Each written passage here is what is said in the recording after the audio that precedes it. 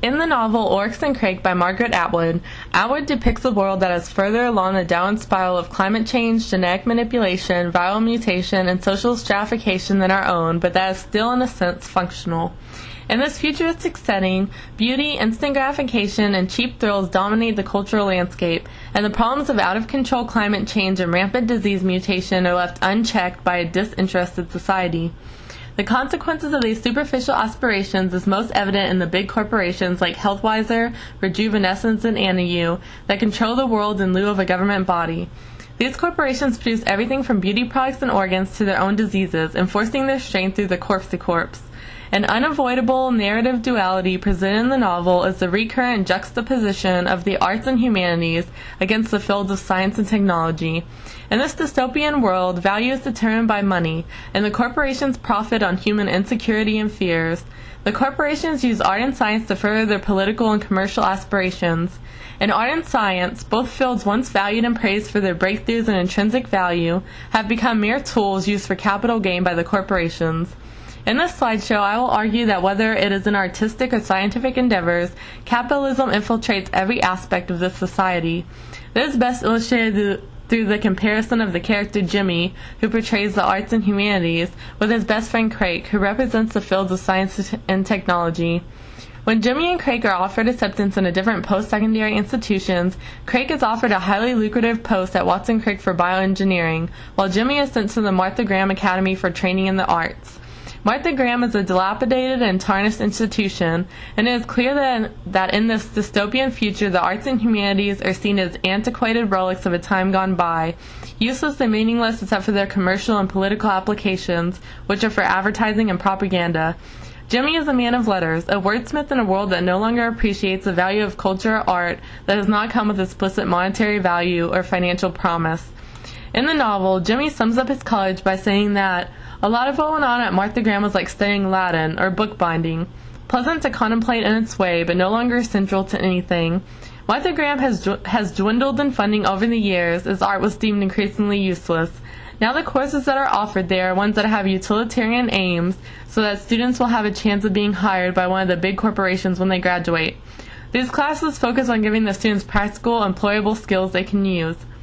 When he graduates with a degree in problematics, Jimmy gets a job at ANAU writing advertisements for their products. ANAU sells beauty products to rich customers so that they can fight off the signs of old age and retain their youth. Jimmy questions the ethics of his job, but ultimately his only career options in this society are writing ads for scientific companies to market their products to the plebeians. Meanwhile, Crake's alma mater, Watson Crick, is a shiny and futuristic haven exhibiting the best equipment and facilities money can buy. Students of science are treated like royalty, especially Crake, who is held as a genius. Crake is handpicked by Watson Crick to work in transgenics, and his college funds research projects such as splicing animal species and making modified food like chicken noobs. Again, the focus here is on money, not on scientific discoveries. Crake expresses this when he reveals to Jimmy that the students from Watson Crick got half the royalties from whatever they invented there. Crake said it was a fierce incentive.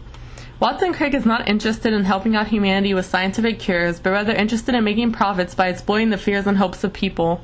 Scientists are employed by these corporations and thus are obligated to work on projects that will in turn be profitable for the companies, yet this creates a conflict of interest for the people that could really benefit from and use this new frontier of technology more adequately.